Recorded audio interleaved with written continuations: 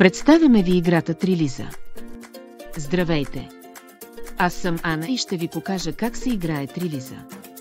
Ще ви трябват 9 обръча, 6 предмета в две различни цвята, например синьо и червено.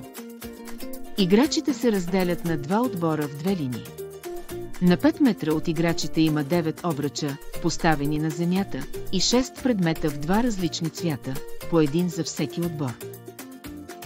Веднага след като играта започне, първият играч на всеки отбор тича бързо, за да грабне предмет и да го постави в обръч.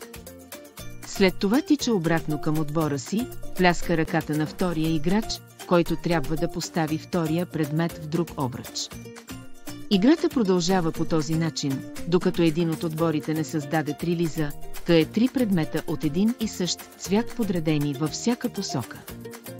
В случай, че никой отбор не е създал трилиза в първите 3 рунда, следващите играчи пренареждат скалите в обръчите, докато един от отборите не спечели. Отборът, който създаде 10 трилиза с първи, е победител.